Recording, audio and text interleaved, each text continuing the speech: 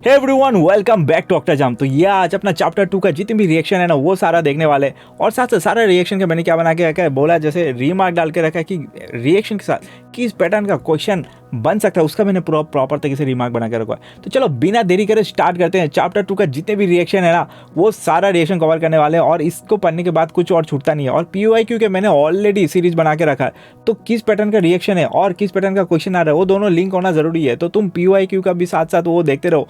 और ये जो रिएक्शन सीरीज है ना, इसको पॉजिटिव माइंड के साथ पॉजिटिवली पूरा सीरीज खत्म करना है बिना स्किप करे। तो चलो मिलते हैं वीडियो के उस पार।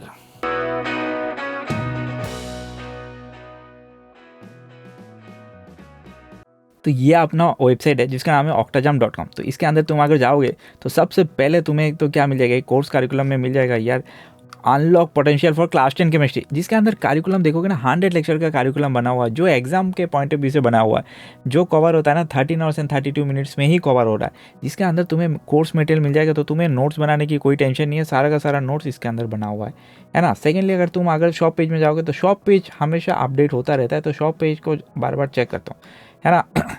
जिसके अंदर अभी जो केमिकल रिएक्शन का सीरीज चला है उसका पूरा का पूरा सीरीज इसमें अवेलेबल है ना। इसके बाद PY के सॉल्यूशन का जो भी सीरीज था उसके अंदर सब कुछ अवेलेबल है। जर्नी टू द केमिस्ट्री, इसके अंदर सारा डायग्राम्स अवेलेबल है। तो ये भी 100 रुपीज़ दिख रहा है, लेकिन ये इसका भी कूपन कोड लगा हुआ है। तो शॉप पेज तो बार बार अपडेट होता जाता है ना, जैसे जैसे नया कोई सीरीज आता है तो शॉप पेज में उसका PDF आ जाता है। तो शॉप पेज में उसको क्रॉस चेक करते रहो और साथ में ये सारा चीज़ डाउनलोड कर लो, है ना, क्योंकि तुम नोट्स बनाने में अभी टाइम नहीं लगा सकते, है ना। तो ऑलरेडी इसमें नोट्स बना हुआ है, तो जो भी लेक्चर्स होगा या सीरीज आ रहा है उसका प्रॉपर तरीके से इसके अंदर नोट्स बना हुआ है। तो ठीक है, इसको तुम एक बार क्रॉस चेक कर लेना। So let's get back to our class.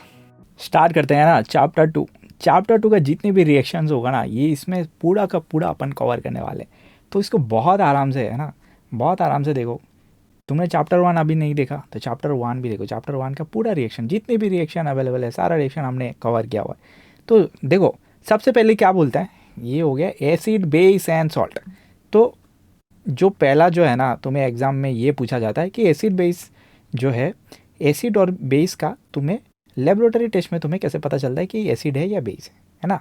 मान लो तुम्हें कुछ सॉल्यूशन दे देगा, बोलेगा किस में एसिड है किस में बेस है, कैसे पता करोगे। तुम्हें मान लो रेड लिटमस पेपर दे दिया, तो एक चीज़ तो तुम्हें आना चाहिए, जो मैं बार बार बोलता हूँ, ए नीला, है ना। ए नीला मतलब एसिड में अगर ब्लू, नीला मतलब ब्लू लिटमस पेपर डालोगे तो क्या हो जाएगा, लाल हो जाएगा।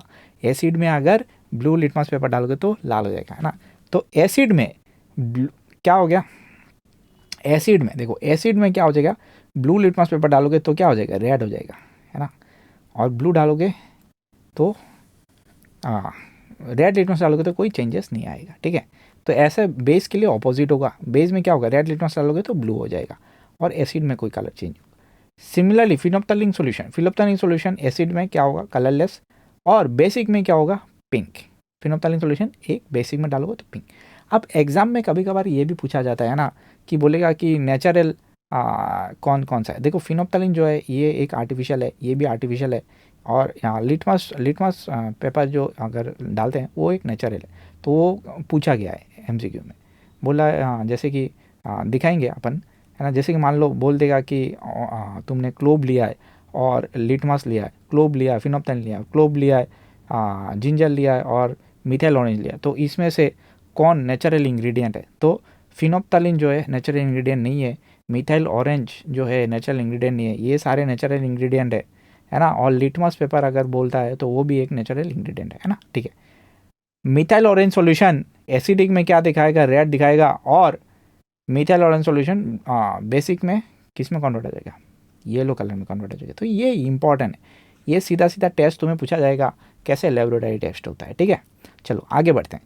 तो यहाँ पे ये क्या हो रहा है, ऑर्डर, इसमें क्या हो रहा है, कलर चेंज हो रहा है। इसमें क्या हो रहा है, वेनिला जब तुम एसिडिक में डाल रहे हो, the smell of vanilla remain, है ना, डिटेस्टेबल, मतलब वो रिमेन डिटेक्टेबल, तुम उसको डिटेक्ट कर पा रहे हो। लेकिन यहाँ पे क्या हो रहा है ना, बेसिक में वो डिसअपियर हो जा रहा है। इसमें ऑनियन का स्मेल भी इसमें स्ट्रॉन्ग रह रहा है नहीं, लेकिन बेसिक में क्या हो जा रहा है, वो फेंट हो जा रहा है। क्लोव का क्या हो रहा है, कैरेक्टरिस्टिक स्मेल रिटेन, इसमें क्या हो जा रहा है, उसमें थोड़ा चेंज हो जा रहा है। सिमिलरली यहाँ पे शार्प एंड स्पाइसी रह रहा है, जिंजर जब डाल रहे हो नोटिसेबल हो रहा है एसिड में, लेकिन बेस में क्या हो जा रहा है, उसमें थोड़ा चेंजेस आ रहा है। तो ये इंपॉर्टेंट है। तो बेस में क्या हो जा रहा है, इसमें जो स्मेल है ना, जो ऑर्डर बोलते हैं, तो स्मेल उसमें क्या हो रहा है, चेंज हो रहा है। और यहाँ पे क्या हो रहा है, स्मेल जो है बेसिक में डिसअपियर हो रहा है या चेंज हो रहा है ना। एसिडिक में चेंज नहीं हो रहा है ना। एसिडिक में क्या हो रहा है, चेंज नहीं हो रहा है, और इसमें क्या हो रहा है, चेंज हो जा रहा है। ठीक ठीक है, तो इसको देखो यहाँ पे क्या हो रहा है, the substance whose odour change in acidic or basic medium, this are called olfactory indicators. तो ऑयल फैक्ट्री इंडिकेटर से ये पूछा जा सकता है एग्जाम में, सीधा सीधा पूछेगा कि एग्जाम्पल दो कौन से ऑयल फैक्ट्री इंडिकेटर्स है। तो ये हो गया वेनिला, हो गया ऑनियन, हो गया क्लोव, हो गया जिंजर, हो गया, है ना। चलो आगे बढ़ते हैं, रिएक्शंस। अभी रिएक्शन देखते हैं सीधा सीधा। मेटल, देखो मेटल और एसिड का रिएक्शन चल रहा है, मेटल विथ एसिड्स।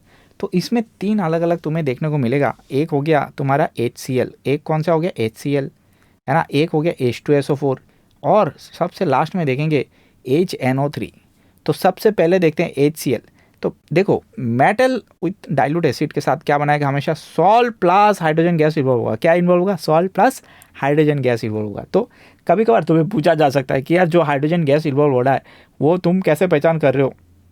तो मान लो हाइड्रोजन गैस कहीं पे, हाइड्रोजन गैस का टेस्ट कैसे होता है कि तुम अगर हाइड्रोजन गैस का अगर बबल किसी भी फॉर्मेट में तुम बना रहे हो, है ना, मान लो तुमने हाइड्रोजन गैस इन्वॉल्व हुआ और उसको तुमने क्या कर दिया, उसको तुमने एक सोप के अंदर से गुजारा होता और बबल आ रहा है, और वो जो बबल है उस बबल के अंदर अगर हाइड्रोजन गैस है ना, उस हाइड्रोजन गैस को अगर तुम कैंडल पास पे लेके जा रहे हो और कैंडल से बार्न कर रहे हो, है ना, तो वो क्या होगा, एक, है ना, पॉप साउंड निकलेगा। तो वो क्या वो हो रहा है, मतलब इसमें हाइड्रोजन गैस है। तो वो हाइड्रोजन गैस का तुम्हारा क्या है, कॉन्सेप्ट है। ठीक है, कि हाइड्रोजन गैस कैसे प्रूव कर रहे हो कि अगर पॉप साउंड से वो अगर बार्न हो रहा है पॉप साउंड के साथ, तो वो हाइड्रोजन गैस है। ठीक है, तो कभी आ जाता है कि हाइड्रोजन गैस है, कैसे पता चलता है ना, CO2 है, कैसे पता चलता है, CO2 वाला कहानी भी देखेंगे इसमें। ठीक है, चलो, तो metal with dilute hydrochloric acid, पहले किसको देखेंगे, आसान वाला, डाइल्यूट हाइड्रोक्लोरिक एसिड के साथ क्या रिएक्शन बनाएगा, सॉल्ट बनाएगा और हाइड्रोजन गैस। तो आसान है, देखो ये पहले तो ये डिस्प्लेसमेंट रिएक्शन है। तो Na तो डिस्प्लेस करेगा किसको, HCl को। ठीक है, तो HCl, ठीक है, Na डिस्प्लेस करेगा HCl। तो जैसे ही HCl को डिस्प्लेस हुआ तो क्या बनाएगा, Na के ऊपर +1, है ना, इसके ऊपर +1, इसके ऊपर -1, तो क्या बनाएगा, NaCl। आसान है, इसका कैटायन इसका एनायन जोड़ के क्या बनाए, NaCl, और हाइड्रोजन गैस निकलेगा। तो ये हो गया इन द, अभी ये सारा रिएक्शन सेम है, सिमिलर है। देखो इसको अगर तुम एक रिएक्शन तुम समझोगे, सारा का सारा रिएक्शन याद करने की ज़रूरत नहीं है, इसलिए एनसीईआरटी में तुम्हें दिखता नहीं है, लेकिन एनसीईआरटी में ये लाइन लिखा हुआ है तो तुम्हें ये आ जाना चाहिए, है ना। तो किसको डिस्प्लेस करेगा, जितने भी हाइड्रोजन के ऊपर है ना वो सारे को सारे हाइड्रोजन डिस्प्लेस कर पाए, मेटल्स जितने भी हाइड्रोजन के ऊपर है वो सारा क्या कर पाएगा, इसको डिस्प्लेस कर पाएगा। हाइड्रोजन के नीचे वाले डिस्प्लेस नहीं हो रहा। देखो कॉपर इसके नीचे है तो डिस्प्लेस नहीं हो रहा है, कॉपर इसके नीचे। देखो यहाँ पे देख रहे हो तुम्हें, ये वाला मैंने बोला था लेक्चर 1 है, लक्ष्मीकांत सोडियम का मांगे एल्यूमिनियम, मुझे जानकर आयरन सन, लेट कॉपर होगा आगे सोना। तो हाइड्रोजन यहाँ पर है, कॉपर के यहाँ पर है। ठीक है, तो ऊपर वाले नीचे वाले को डिस्प्लेस, ऊपर वाले कौन है, मोस्ट रिएक्टिव वाले लिस्ट रिएक्टिव को डिस्प्लेस कर सकता है। ठीक है ना, तो हाइड्रोजन के ऊपर जितनी भी होगा ना वो डिस्प्लेस करेगा। तो जैसे कि यहाँ पे पहले ले लिया तुमने सोडियम, है ना, तो सोडियम कहाँ पर है, यहाँ पर है। इसके बाद मैग्नीशियम ले लिया, एल्यूमिनियम ले लिया, Mn ले लिया, Zn ले लिया, वो सारे क्या करेगा, डिस्प्लेस करेगा हाइड्रोजन को। ठीक है ना, और साथ में क्या बनेगा, H2 गैस, साथ में क्या बनेगा, H2 गैस। तो अब कॉपर के केस में क्या हो रहा है, in the case of copper no bubble are seen at the temperature also remain unchange, this is show that copper does not react with dilute HCl। देखो बबल क्या बोल रहा है यहाँ पे, डाइल्यूट HCl मतलब इसमें पानी मिला हुआ थोड़ा सा। तो HCl तुमने जैसे लिया, मान लो HCl डाइल्यूट HCl ले लिया, ठीक है ना, डाइल्यूट HCl ले लिया और तुमने क्या डाल दिया, Na डाल दिया, तो इसमें क्या बबल फॉर्मेशन होगा। तो बबल के अंदर क्या होगा, बबल के अंदर क्या होगा, बबल के अंदर हाइड्रोजन होगा, है ना, तो बबल फॉर्मेशन हो रहा है। तो कॉपर के केस में कोई बबल फॉर्मेशन हो ही नहीं रहा है, कॉपर तुमने डाला कोई बबल फॉर्मेशन नहीं हो रहा है, तो बबल फॉर्मेशन नहीं हो रहा है इसका मतलब कोई रिएक्शन नहीं हो रहा है इसमें। तो यही बोल रहा है, in the case of copper no bubbles are seen and the temperature also remain unchange, temperature में चेंज नहीं हो रहा है, बबल फॉर्मेशन नहीं हो रहा है। टेम्परेचर का कहानी क्यों आया भाई, क्योंकि यहाँ पे देखो तुम्हें अगर याद है केमिकल रिएक्शन कब होता है, या तो इवोल्यूशन ऑफ गैस हो रहा है, टेम्परेचर चेंज हो रहा है, फेस चेंज हो रहा है, कलर चेंज हो रहा है। तो यही बोल रहा है कि टेम्परेचर भी कुछ अनचेंज नहीं हो रहा है। This shows that copper does not react with dilute HCl, copper react नहीं कर रहा है। और इससे भी अपने को पता चलता है कॉपर H के नीचे है तो कॉपर डिस्प्लेस नहीं कर पाएगा हाइड्रोजन को, है ना। चलो, तो ये हो गया एक डिस्प्लेसमेंट रिएक्शन। तो यहाँ पे सारा रिएक्शन तुम्हें समझ में आया। कि Na करेगा कैसे, Mg के पीछे Cl2 कैसे आ गया, देखो Mg के पीछे Cl2 कैसे आ गया। चलो Mg एक ग्रुप 2 एलिमेंट है, Mg क्या है, एक ग्रुप 2 एलिमेंट है, तो Mg के ऊपर +2 है ना। और HCl कैसे टूलता है, H प्लस और Cl-, तो इसका कैटायन और इसका एनायन तुम जब जोड़ोगे तो क्या बनाएगा, Mg के ऊपर +2 Cl के ऊपर माइनस, तो यहाँ पे अगर लिखोगे तो इसका 2 कहाँ पे आ जाएगा, यहाँ पे आ जाएगा, तो इसलिए MgCl2 आ गया। एल्यूमिनियम के ऊपर क्या रहता है, +3, Zn के ऊपर +2, Fe यहाँ पे Fe यहाँ पे +2 ऑक्सीडेशन स्टेट पे है, और यहाँ पे भी Fe +2 ऑक्सीडेशन स्टेट पे, आगे जाके देखेंगे एक Fe +3 ऑक्सीडेशन स्टेट पे भी रहते हैं, है ना। चलो इतना समझ में आया। चलो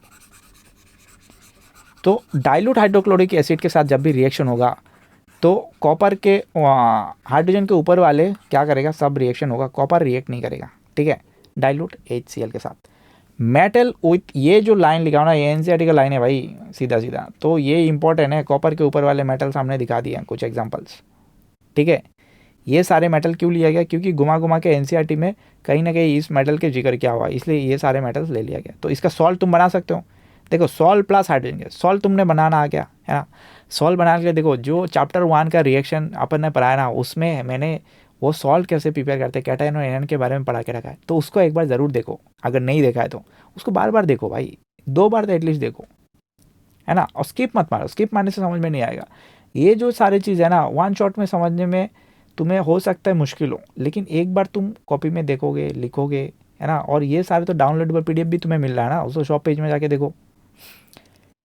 metal with dilute sulphuric acid, है ना, तो सल्फ्यूरिक एसिड कैसे देता है, H2SO4, तो H2SO4 कैसे टूटता है, H प्लस SO4 2-, है ना। तो Na के ऊपर क्या रहता है, +1, तो Na और इसका जब तुम बनाओगे तो कितना Na चाहिए होगा, 2 Na चाहिए होगा, तो NaSO4 हो गया।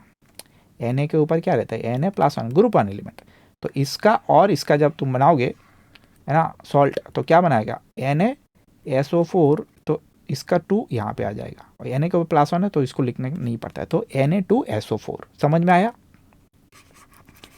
तो सिमिलरली यहाँ पे भी क्या प्रोड्यूस होगा, यहाँ पे भी हाइड्रोजन गैस प्रोड्यूस होगा, यहाँ पे भी हाइड्रोजन गैस प्रोड्यूस होगा, लेकिन यहाँ पे एक और कमेंट है जो, है ना, जो तुम्हारे NCERT लेवल पे नहीं है, मैं डाल के रखा है, ये इंपॉर्टेंट कमेंट है। यहाँ पे क्या लिखा हुआ है, copper does not react with dilute HCl and dilute H2SO4 slowly at room temperature but dissolved in H2SO4 in presence of air. तो एक कॉपर का यहाँ पे भी रिएक्शन नहीं हो रहा है, लेकिन डाइल्यूट H2SO4 के साथ अगर ऑक्सीजन तुम जोड़ देते हो तो ये रिएक्शन आगे देखने को अपने को मिलता है, ठीक है।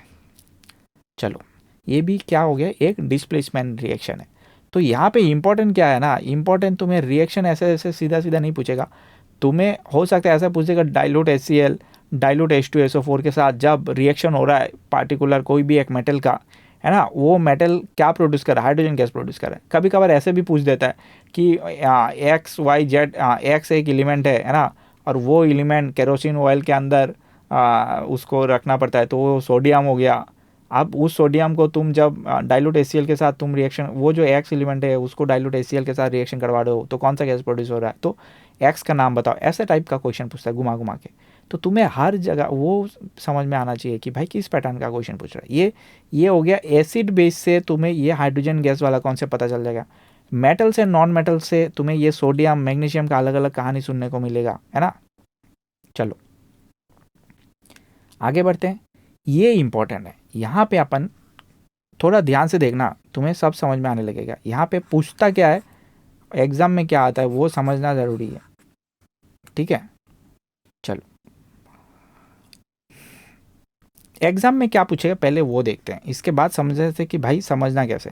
एग्जाम में बोलेगा कि भाई MnNMg है, डाइल्यूट HNO3 के साथ जब रिएक्शन करेगा, देखो एसिड और मेटल का रिएक्शन करने के क्या बनता है, हमेशा हाइड्रोजन गैस प्रोड्यूस होता है, ठीक है ना। क्या प्रोड्यूस होता है, हाइड्रोजन गैस, और साथ में क्या प्रोड्यूस होगा, सॉल्ट प्रोड्यूस होगा।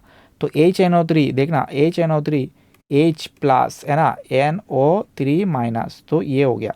और Mn है, Mn के ऊपर +2 रहता है, तो जब सॉल्ट बनेगा इसका और इसका, तो क्या बनाएगा, MnNO3 ये हो गया तुम्हारा सॉल्ट, ये हो गया तुम्हारा सॉल्ट। यहाँ पे ये हो गया, Mg के ऊपर भी +2 रहता है क्योंकि ये ग्रुप 2 एलिमेंट्स है, ठीक है। तो ये हो गया सॉल्ट और तुम्हारे साथ में क्या बना रहा है हाइड्रोजन। लेकिन इसमें क्या सीन है ना, HNO3 हमेशा हाइड्रोजन गैस सबके साथ प्रोड्यूस नहीं करेगा, सिर्फ इन दोनों के साथ ही, वो भी किसमें, वो भी डाइल्यूट, वेरी डाइल्यूट HNO3 के साथ ये Mn एंड Mg क्या करेगा, हाइड्रोजन गैस प्रोड्यूस करेगा, बाकी लोगों के साथ नहीं करेगा। बाकी क्यों नहीं करेगा, क्योंकि HNO3 एक स्ट्रॉन्ग ऑक्सीडाइजिंग एजेंट है, STR स्ट्रॉन्ग ऑक्सीडाइजिंग एजेंट है। क्या है, ऑक्सीडाइजिंग एजेंट है। ऑक्सीडाइजिंग एजेंट का क्या मतलब होता है, ये खुद रिड्यूस हो जाएगा और सामने वाले को ऑक्सीडाइज करेगा। तो यहाँ पे हमें क्या मालूम है कि भाई H2 जो बनेगा, H2 को क्या करेगा फर्दर, देखो H2 बनेगा, H2 को फर्दर क्या करेगा, ऑक्सीडाइज कर देगा और क्या बना देगा H2O, साथ में क्या जुड़ गया, ऑक्सीजन जुड़ गया। इतना समझ जाओ इस लेवल पे, है ना। हाइड्रोजन गैस जो प्रोड्यूस हो रहा है उसको क्या ऑक्सीडाइज कर देगा, क्योंकि ये स्ट्रॉन्ग ऑक्सीडाइजिंग एजेंट है, खुद रिड्यूस हो जाएगा। मतलब इसमें जितना O है ना, वो O कम हो जाएगा, रिड्यूस हो जाएगा, लूज ऑफ ऑक्सीजन। तो देखना आगे जाके, यहाँ पे अपन देखेंगे अभी, है ना। जैसे कि यहाँ पे ये वाले कॉपर ले लिया हमने और डाइल्यूट HNO3 क्या प्रोड्यूस कर दे रहा है, वाटर प्रोड्यूस कर दे रहा है, और साथ में क्या प्रोडक्ट प्रोड्यूस कर रहा है, NO, साथ में क्या प्रोडक्ट प्रोड्यूस कर रहा है, NO। तो यहाँ पे ये इंपॉर्टेंट है, तुम्हें एग्जाम में सीधा सीधा क्या पूछता है मालूम है, बोले कि हाइड्रोजन गैस इवॉल्व हो रहा है क्या HNO3 के साथ, तुम बोलोगे नहीं, हाइड्रोजन गैस इवॉल्व नहीं हो रहा। Hydrogen gas is not evolve when metal react with nitric acid. अगर स्पेसिफिकली ऊपर वाला जो नहीं बोला है ना, तो तुम मान के चलो कि भाई वो इन जनरल पूछता है। तो इन जनरल क्या होता है ना, हाइड्रोजन गैस प्रोड्यूस नहीं होता डाइल्यूट ना HNO3 के साथ, क्योंकि it is because HNO3 is a strong oxidizing agent. It oxidize the H2 produce to water and get itself reduce, reduce होके क्या बनाएगा, N2O, NO, NO2। अब मैंने यहाँ पे तुम्हें जो इतना सारा रिएक्शन दिख रहा है, मैंने इसी रिएक्शन को, ये जो लाइन है ना NCERT के बस इतना लाइन है, इसी लाइन को मैंने ब्रेक डाउन करके लिख के रखा। अब इसको समझेंगे कि भाई रिएक्शन कैसे होता है ना। तो सबसे पहले तो देख लो, ये टेबल आना चाहिए। लक्ष्य एक ही छोटा सा, इतना ये जो टेबल है ना, बस इतना तुम्हें याद रखना है, तुम्हें सारा रिएक्शन तुम्हें लिखना आ जाएगा। अभी 2 मिनट बस वेट कर जाओ। तो यहाँ पे क्या है ना, लक्ष्मीकांत सोडियम का मांगे एल्यूमिनियम, मुझे जानकर आयरन सन, लेड कॉपर होगा आगे सोना। कॉपर के ठीक ऊपर किसका पोजीशन है, हाइड्रोजन का पोजीशन है। तो ये नाम तो तुम्हें याद हो जाएगा, लक्ष्मीकांत सोडियम का मांगे एल्यूमिनियम, मुझे जानकर आयरन सन, लेड कॉपर होगा आगे सोना। ये तुम कहानी, तुम ये गाना तुम अपने हिसाब से लिख लो, या तो ये गाना जो मैंने बोला उसको याद कर लो, ठीक है। चलो अब यहाँ पे देखना क्या लिखा हुआ है, कॉन्सेंट्रेट HNO3, कॉन्सेंट्रेट HNO3 में रिड्यूसिंग एजेंट। कौन सा रिड्यूसिंग एजेंट, मतलब यहाँ पे किसी को भी उठा लो, कॉन्सेंट्रेट HNO3 के साथ कोई भी अगर मेटल रिएक्शन होगा तो क्या बनाएगा, NO2। प्रोडक्ट में क्या आएगा, NO2। प्रोडक्ट में क्या आएगा, NO2। देखो मेटल, देखो प्रोडक्ट में क्या आएगा, जो नाइट्रोजन का जो प्रोडक्ट है, नाइट्रोजन ऑक्साइड का जो प्रोडक्ट है, उसमें क्या बनाएगा, NO2। तो कॉन्सेंट्रेट वाले कितना, क्या ये हो गया तुम्हारे कॉन्सेंट्रेशन का। तो कॉन्सेंट्रेट में क्या बनाएगा, हमेशा NO2। मेटल आ गया, क्या बना रहा है, NO2। देखो डाइल्यूट है ना, डाइल्यूट HNO3। अब डाइल्यूट के साथ क्या हो रहा है, डाइल्यूट के साथ जब तुम रिड्यूसिंग एजेंट डाल रहे हो तो क्या बनाएगा, NO। तो डाइल्यूट में क्या बनना चाहिए, डाइल्यूट में बनना चाहिए NO। लेकिन एक्सेप्शन क्या है, अगर एक्सेप्शन में हाइड्रोजन के ऊपर वाले होगा ना, जैसे कि हाइड्रोजन के ऊपर वाले कौन से, Fe हो गया, Zn हो गया, ये हाइड्रोजन के ऊपर वाले है ना। तो हाइड्रोजन के ऊपर वाले के साथ क्या बनाएगा, N2O। हाइड्रोजन के ऊपर वाले के साथ रिएक्शन करके क्या बनाएगा, N2O। तो यही मैंने दे के रखा है यहाँ पे। ये देखो, ये हो गया NO, किसके साथ देगा, NO किसके साथ देगा, dilute HNO3। Dilute HNO3 hydrogen के नीचे वाले के साथ क्या देगा, हमेशा NO देगा। डाइल्यूट हाइड्रोजन के नीचे वाले के साथ NO देगा, हाइड्रोजन के ऊपर वाले के साथ क्या देगा, N2O। तो हाइड्रोजन के नीचे वाले के साथ तो दे दिया NO, हाइड्रोजन के ऊपर वाले के साथ जैसे कि Zn Fe क्या दे दिया प्रोडक्ट में, N2O, ठीक है ना। कॉन्सेंट्रेट के साथ हमेशा क्या देगा, NO2। कॉन्सेंट्रेट के साथ हमेशा क्या देगा, NO2, ठीक है।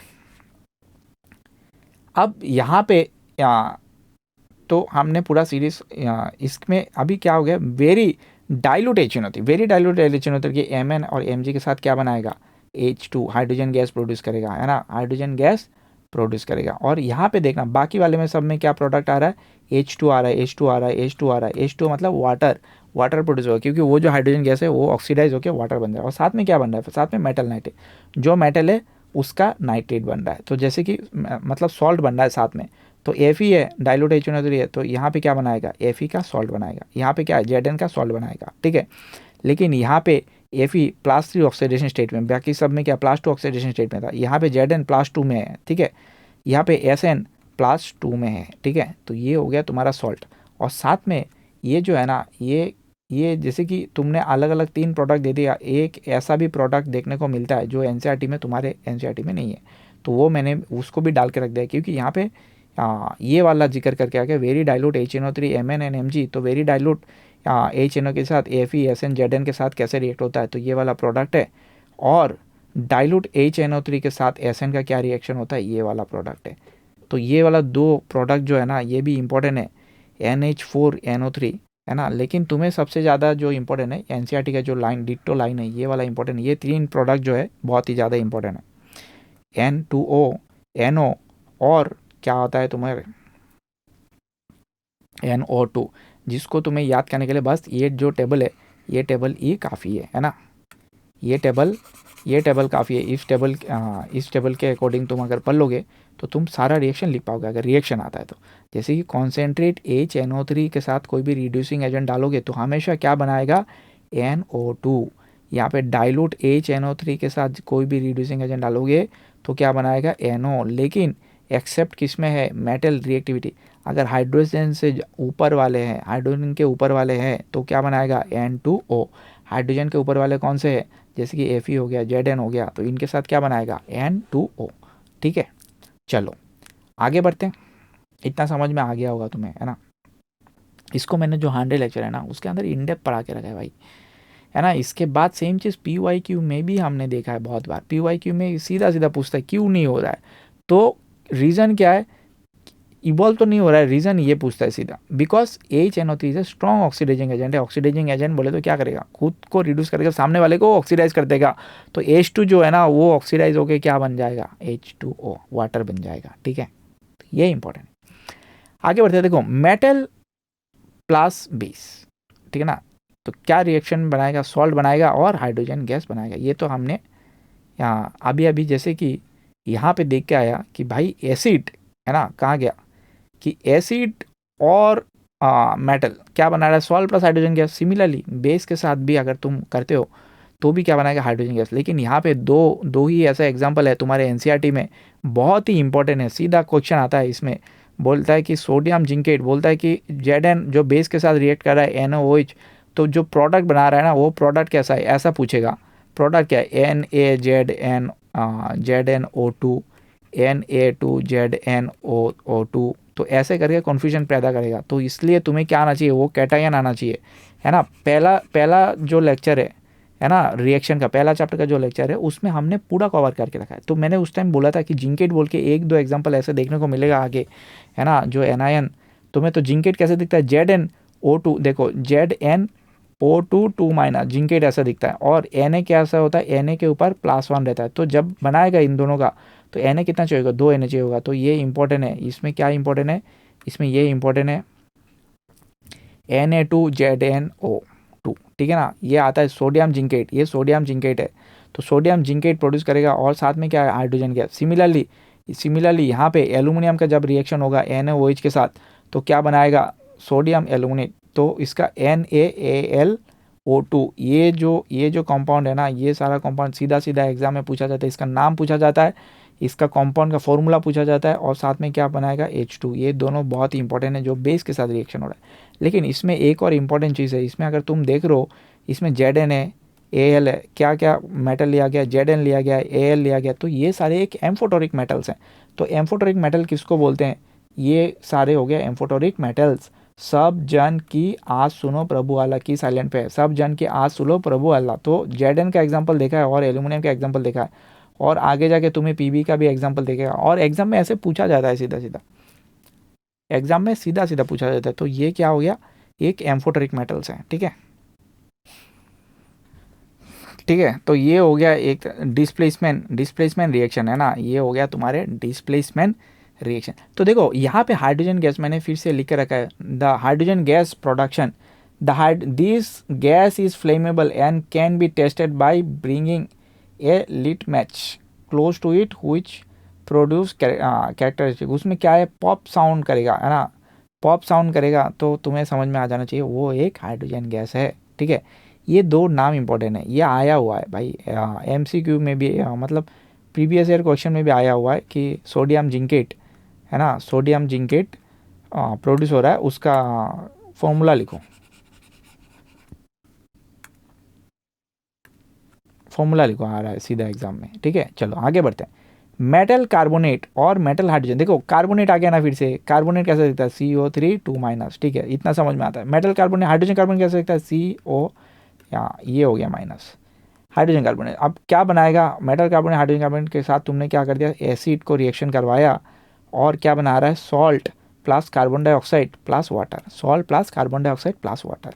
अब यहाँ पे एक इंपॉर्टेंट चीज़ है, अपने को तो ये समझ में आ गया, कोई भी मेटल दे दिया, मान लो कोई भी XY मेटल दे दिया, उसका उसके ऊपर का अपन देखेंगे कि कितना भी, मान लो यहाँ पे जैसे कि सोडियम, मान लो सोडियम ही दे दिया, तो सोडियम के ऊपर +1, तो इसका अपन कार्बोनेट भी बना सकते हैं और हाइड्रोजन कार्बोनेट। तो पहले वाले में क्या आ जाएगा, कहाँ गया, तो N यहाँ पे 2 चाहिए होगा, कार्बोनेट मेटल सोडियम कार्बोनेट के लिए 2 चाहिए होगा, नेक्स्ट वाले में 1 N चाहिए होगा, क्योंकि इसमें एक ही माइनस है। तो ये तो समझ में आता है। और एसिड में हमने कौन सा एसिड ले लिया, HCl। अच्छा, HCl एसिड है, कैसे पता चलता है कि यार एसिड जब टूटता है ना, H+ और Cl-, एसिड हमेशा क्या देगा, H+ देगा, एसिड हमेशा क्या देगा, H+, और बेस अगर होगा ना, जैसे बेस अगर होगा तो OH- देगा। तो यहाँ पे हमने NOH एज ए बेस जो पकड़ा है, NOH का अगर तोड़ोगे तो Na+OH-, तो इसमें से OH निकल रहा है, तो एज ए बेस होगा, OH निकल रहा है टूट के तो बेस होता है, एसिड मतलब H+ निकल रहा है तो वो एसिड होता है। ठीक है, तो यहाँ पे क्या हो रहा है कि जो रिएक्शन में सॉल्ट बन रहा है, तो सॉल्ट क्या होगा, कैटायन और एनायन को जोड़ दो, सॉल्ट बनाएगा। तो यहाँ पे जैसे कि Cl ले लिया और Na ले लिया, तो NaCl हो गया तुम्हारा सॉल्ट। ठीक है, सॉल्ट हो गया। साथ में क्या बनाएगा, ये इंपॉर्टेंट है, कार्बन डाइऑक्साइड और वाटर, कार्बन डाइऑक्साइड गैस बनाएगा और वाटर। अब ये पूछता है क्या एग्जाम में, मालूम है क्या, एग्जाम में पूछेगा जो गैस जो निकल रहा है ना, वाटर के साथ कौन सा गैस निकल रहा है, सबसे पहले बोलेगा, तुम बोलोगे कार्बन डाइऑक्साइड। कैसे पता है, कार्बन डाइऑक्साइड का टेस्ट बताऊँ, तो ये बोल रहा है कार्बन डाइऑक्साइड का टेस्ट बताओ। अब ये समझना बहुत डीपली, एसिड और बेस का अगर रिएक्शन होता है ना, क्या बनाता है, सॉल्ट प्लस वाटर। एसिड और बेस का रिएक्शन होता है तो क्या बनाएगा, सॉल्ट प्लस वाटर। सिमिलरली अगर मेटल ऑक्साइड और एसिड का रिएक्शन होता है तो भी क्या बनाता है, salt plus water. Non metal oxide और बेस का अगर रिएक्शन होता है तो भी क्या बनाता है, सॉल्ट प्लस वाटर। इसका मतलब इसमें कंक्लूजन क्या आता है, पहले वाले में कंक्लूजन आता है कि metal oxide as a basic work कर रहा है ना, एज ए बेसिक वर्क कर रहा है ना, क्योंकि मेटल ऑक्साइड और एसिड के साथ रिएक्शन करने से भी एसिड बेस का प्रोडक्ट्स आ रहा है। इसका मतलब non metal oxide as a acid काम कर रहा है बेस के साथ जब रिएक्शन कर रहा है, फिर क्योंकि सॉल्ट प्लस वाटर बनाया तो non metal oxide as a acid काम करता है और metal oxide as a base काम करता है। तो इसमें हमें कंक्लूजन क्या मिला, मेटल ऑक्साइड कैसे काम कर रहा है, as a base, basic behaviour show कर रहा है, और नॉन मेटल ऑक्साइड कैसे शो कर रहा है, non metal oxide as a acid show कर रहा है। ठीक है, इतना समझ में आता है अपने को कंक्लूजन, हाँ ठीक है। अब यहाँ पे देखो, यहाँ पे OH दिख रहा है, मतलब ये क्या हो गया, ये एक बेस हो गया, ये क्या हो गया, एक बेस। ठीक है, और यहाँ पे CO2 ये हो गया ऑक्साइड, है ना, ओ ऑक्सीजन जुड़ा हुआ है, कार्बन क्या है, एक नॉन मेटल है, तो ये क्या हो गया, एक नॉन मेटल ऑक्साइड है, ये क्या है, एक नॉन मेटल ऑक्साइड।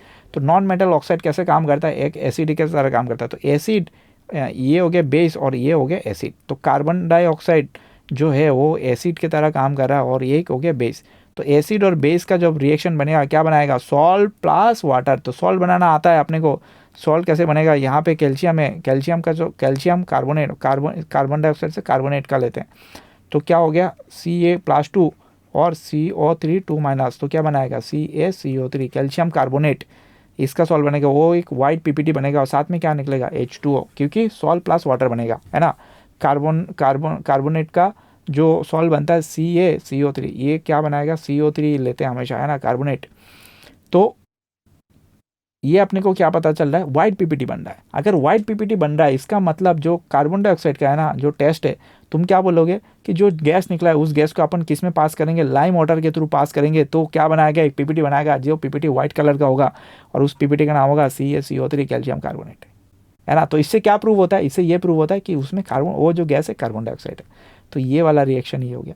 अब फर्दर अगर पूछता है कि भाई एक्सेस में कार्बन डाइऑक्साइड अगर डाल दे रहे हो, CaCO3, जो ये वाला जो रिएक्शन बना है ना, इसमें तुम और कार्बन डाइऑक्साइड डाल लो ज़्यादा एक्सेस में, और कार्बन डाइऑक्साइड डालने से क्या बना देगा, वो सोल्यूबल हो जाएगा। पहले तो पीपीटी था, वो सोल्यूबल हो जाएगा पीपीटी, और क्या बनाएगा CaHCO3 calcium hydrogen carbonate, calcium hydrogen carbonate.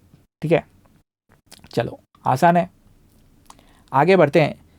Acid plus base, salt plus water अपने को पता है, तो एसिड ले लिया, बेस ले लिया, कैसे पता चला, एसिड से क्या निकलेगा H प्लस Cl माइनस, और बेस से NaOH, ठीक है ना, OH माइनस Cl माइनस। ठीक है, तो ये 100% टूटता है, इसलिए इसको क्या बोलते हैं, ये एक न्यूट्रलाइजेशन रिएक्शन है एसिड और बेस का, सॉल्ट प्लस वाटर है ना, ये स्ट्रॉन्ग बेस है और एक स्ट्रॉन्ग एसिड है।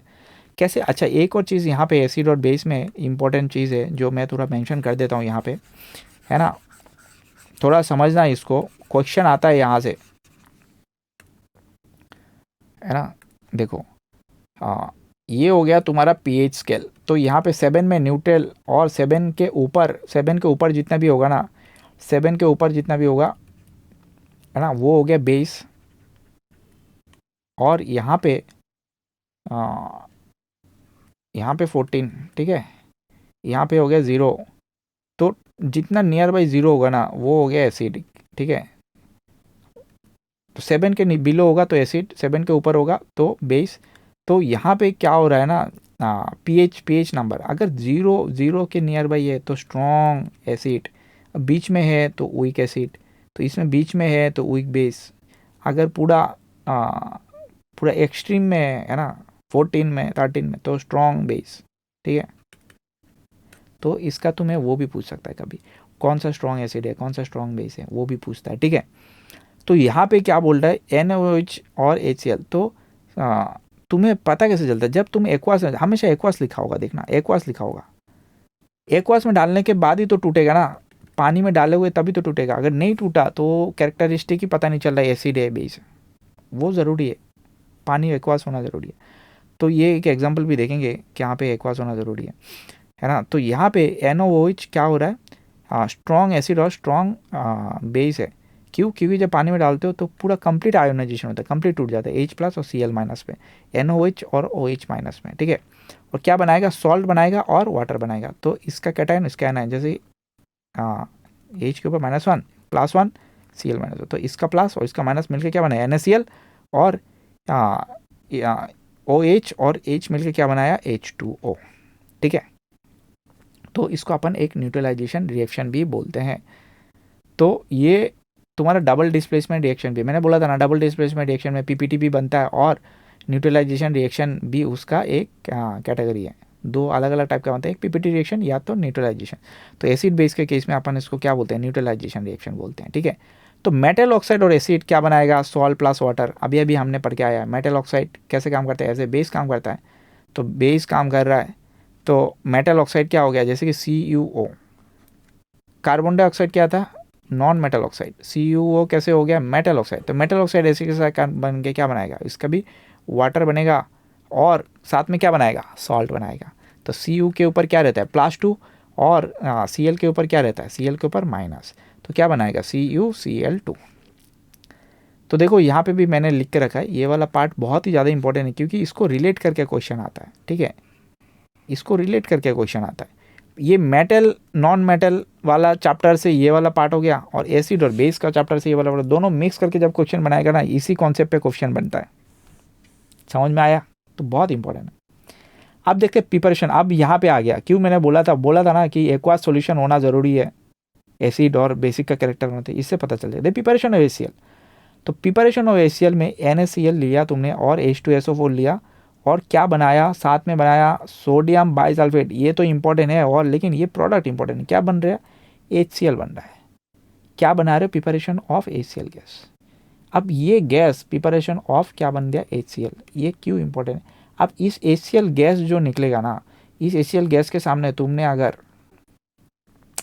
क्योंकि ये एसिडिक कैरेक्टर देखा ना, देखो यहाँ पे आपने को क्या पता चला, देखो एसिड में तुमने ब्लू लिटमस पेपर जब लाया तो क्या हो रहा है, रेड कलर का हो रहा है। तो क्या होना चाहिए था, तुम जब गैस निकल रहा है ना, तुम जब गैस निकल रहे हो तो तुमने क्या लिया, एक ड्राई ब्लू लिटमस पेपर लेके आया, ड्राई ब्लू लिटमस पेपर। देखना क्वेश्चन आता है, ड्राई ब्लू लिटमस पेपर जब लेके आया ना HCl गैस के सामने, तो कोई कलर चेंज नहीं हुआ, इसका मतलब क्या है? लेकिन तुमने जब वेट ब्लू लिटमस पेपर लिया गया है ना, तो ब्लू लिटमस पेपर किस में कन्वर्ट हो गया? रेड में कन्वर्ट हो गया। तो वेट लिटमस पेपर में क्या हो रहा है? वेट लिटमस पेपर में पानी का प्रेजेंट है, एक्वास है, तो वो पानी का प्रेजेंस होना ज़रूरी है, तब भी जाके H+ और Cl- पे टूटेगा। नहीं टूटा तो HCl, मतलब तुम्हें लिटमस टेस्ट में कुछ आएगा ही नहीं।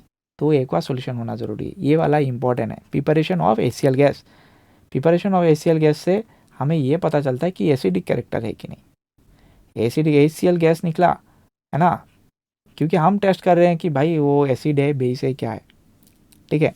तो HCl गैस तुमने जब प्रिपेयर कर लिया, अब उस गैस में तुमने क्या लेके आया? ड्राई ब्लू लिटमस पेपर जब लेके आया कोई चेंजेस नहीं हुआ, लेकिन तुमने जब रेड लिटमस पेपर लेके आया ना, तो उसमें क्या हो गया ना, कलर चेंज हो गया। एक एक्टिविटी है जिसको मैंने, ये सारा जो चीज़ है ना, बहुत बार इतने बहुत आराम आराम से तुम्हें आगे देखने में बोलोगे भाई इतना स्पीड से जा रहा है क्या? स्पीड में नहीं जा रहे भाई, सारे रिएक्शंस पूरे चैप्टर वाइज 100 लेक्चर में डिस्ट्रीब्यूट करके रखा है ना। चलो, बेस विथ वाटर, अब बेस में क्या होगा? सिमिलरली बेस जब डालोगे, तुमने अभी अभी मैंने बोला कि एसिड में जब पानी में एसिड में डालते हो, एसिड को जब पानी में तुम डालते हो तो HCl और Cl- पे H+ निकलेगा, तो बेस में क्या निकलेगा? OH-। तो बेस कैसा कैसा है? जैसे कि NOH, KOH, MgOH2। MgOH2 क्यों आ गया? क्योंकि Mg+2 में रहता है और OH- में, तो दोनों को जब जोड़ोगे क्या बनाएगा? MgOH2। समझ में आया? यहाँ पे KOH, के ऊपर क्या रहता है? +1, OH के ऊपर -1, तो KOH। सिमिलरली Na के ऊपर +1, OH-1। ठीक है, सब में देखो N एक्वास एक्वास एक्वास लिखा होगा, ये एक्वास लिखना ज़रूरी है ब्रैकेट में, है ना। अब यहाँ पे आ जाते हैं। अब यहाँ पे देखो सोडियम हाइड्रोक्साइड, ये जो अभी जो चल रहा है ना, इसमें तुम्हें क्या पूछता है? ये जो अभी 3-4 आएगा, सोडियम हाइड्रोक्साइड, ब्लीचिंग पाउडर, ये सब में सीधा रिएक्शन पूछेगा, इसके बाद केमिकल फॉर्मूला पूछेगा, एप्लीकेशन क्या है पूछेगा।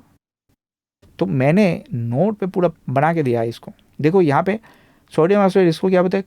Chloro alkyl process. इसमें डायग्राम भी पूछते हैं, तो इसका डायग्राम भी पूछता है एग्जाम में, है ना, कि बोलेगा हाइड्रोजन गैस किधर से निकला है, क्लोरीन गैस किधर से निकल रहा है, डायग्राम में बनाओ, सिस्टमेटिक डायग्राम। तो डायग्राम का भी मैंने एक पूरा का पूरा PDF बना के रखा हुआ है, उसको तुमने शॉप पेज में जाके चेक करना, जानी टू द केमिस्ट्री, पूरा का पूरा सारा डायग्राम उसके अंदर मेंशन है, ठीक है।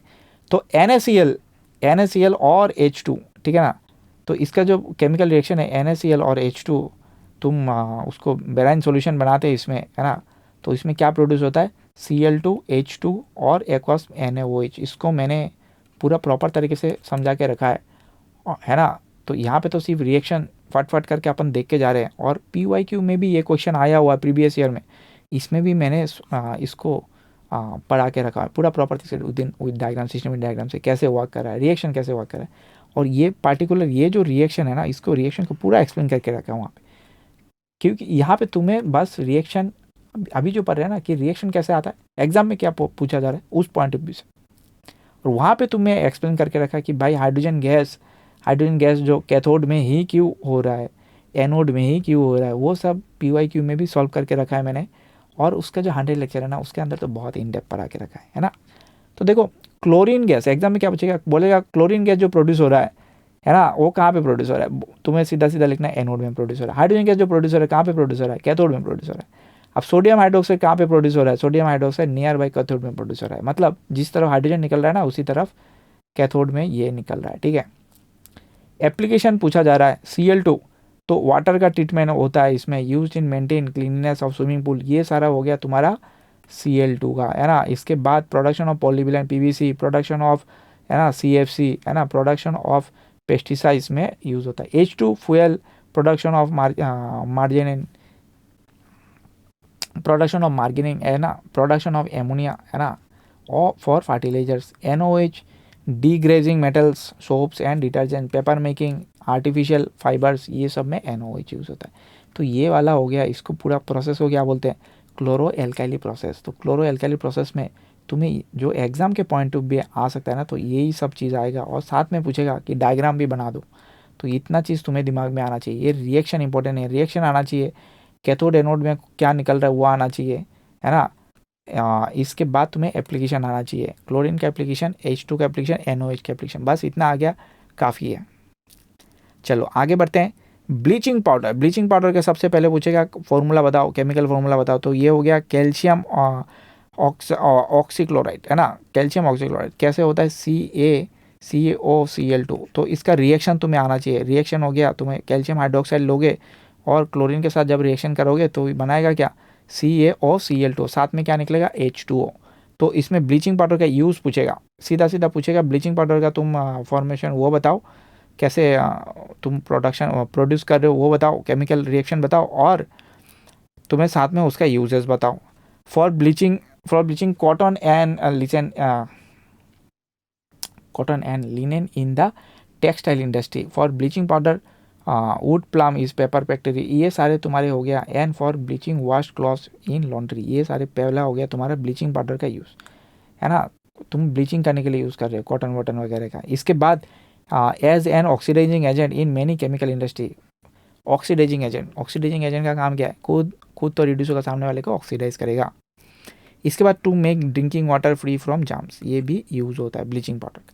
इसके बाद हो गया बेकिंग सोडा, बेकिंग सोडा का तुम्हें फॉर्मूला पूछा जाएगा, सोडियम हाइड्रोजन कार्बोनेट, तो सोडियम आ गया, हाइड्रोजन आ गया, इसके बाद कार्बोनेट CO3, तो ये हो गया सोडियम हाइड्रोजन कार्बोनेट, ठीक है।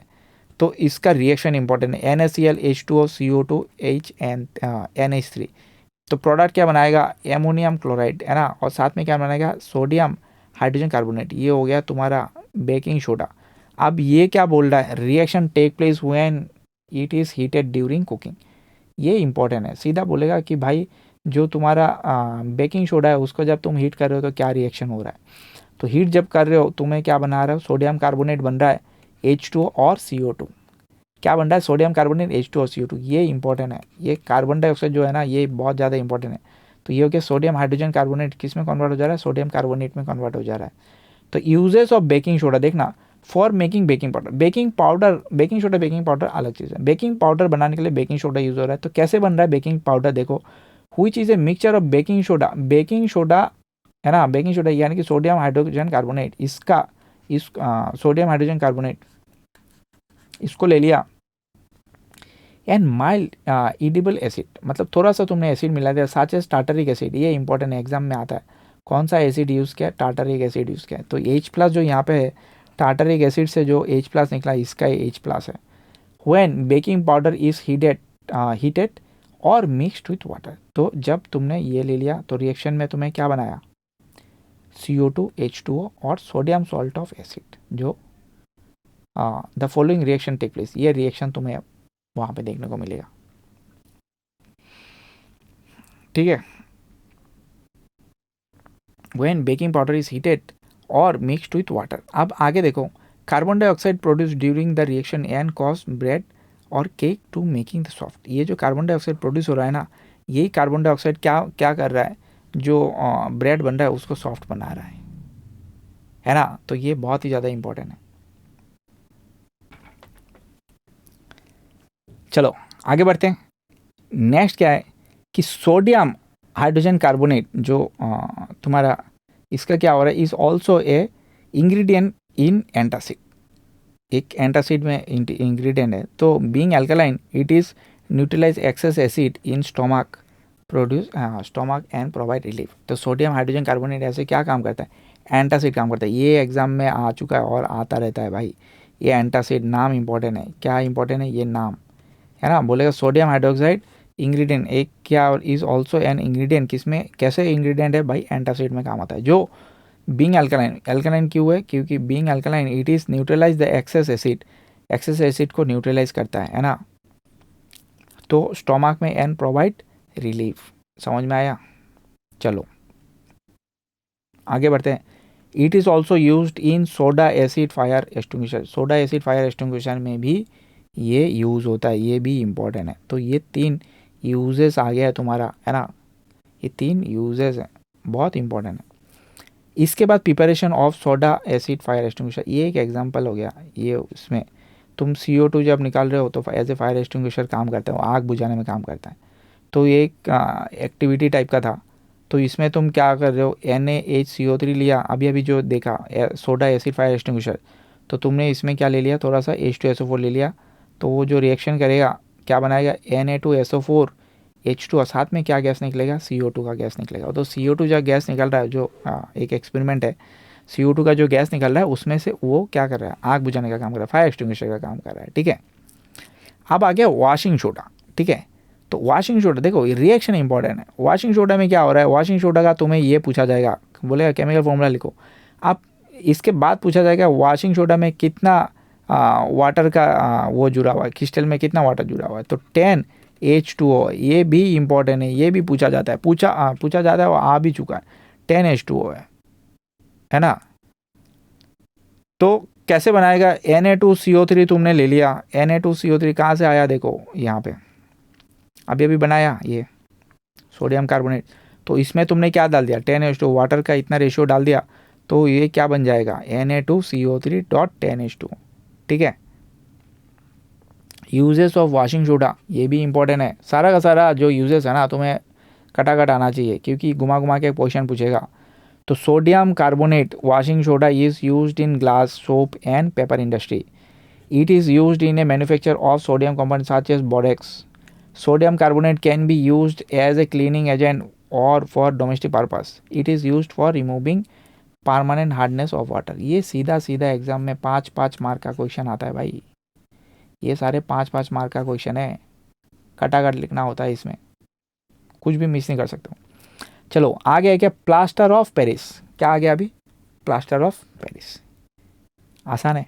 ऑन हीटिंग जिप्सम, जिप्सम को क्या कर रहे हो, देखा ये जो है ना, ये जिप्सम का ये जो रिएक्शन है एनसीईआरटी में तुम्हें दिखेगा नहीं, लेकिन एनसीईआरटी में क्या लिखा हुआ है, 373 kelvin it lose water molecules and become calcium sulphate hemi hydrate, है ना। ये रिएक्शन तुम्हें ये लाइन दिख जाएगा, लेकिन इसका रिएक्शन कैसे होगा, लाइन को कन्वर्ट करके रिएक्शन में कैसे लिखेगा, वो एग्जाम में आ चुका है।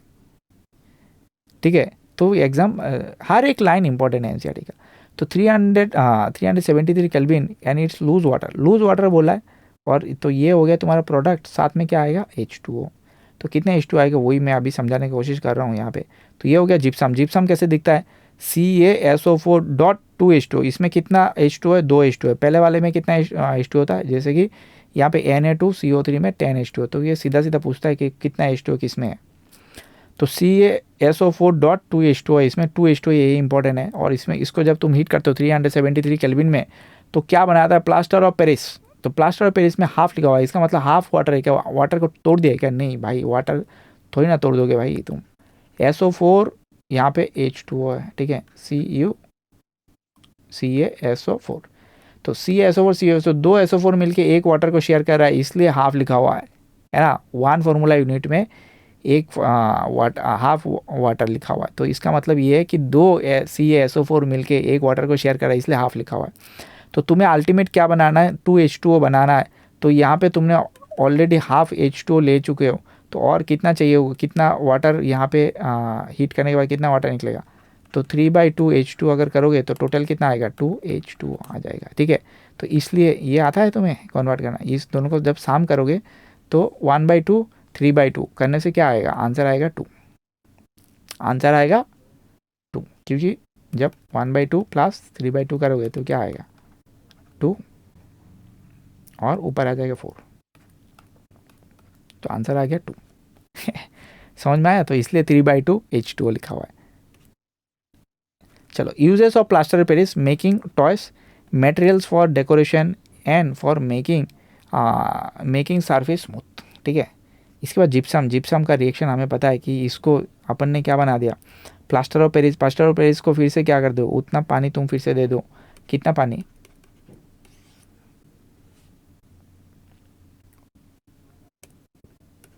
H2, इतना पानी तुम जब फिर से उसमें इस रेशियो में डाल दोगे तो क्या बन जाएगा, फिर से CaSO4.2H2, ये हो गया तुम्हारा जिप्सम, है ना। तो प्लास्टर ऑफ पेरिस का यूजेस, इसके बाद वॉशिंग सोडा का यूजेस, है ना, इसके बाद तुम्हारा बेकिंग सोडा का यूजेस, इसका रिएक्शंस, ये बहुत ही ज़्यादा इंपॉर्टेंट है। इसमें से अगर कुछ आएगा तो ये सारा आएगा, और इसमें डायग्राम भी इंपॉर्टेंट है, तो डायग्राम भी देख लेना। और इसको क्या बोलते हैं, इलेक्ट्रोलाइसिस, ये क्या नाम है, क्लोरो एल्काइल प्रोसेस। ये जो रिएक्शन है ना, क्लोरो एल्काइल प्रोसेस है, इसका रिएक्शन इंपॉर्टेंट है। तो सारा ये, इससे अपना क्या होता है ना, इससे अपना चैप्टर 2 का जितने भी रिएक्शन है सारा रिएक्शन कवर होता है।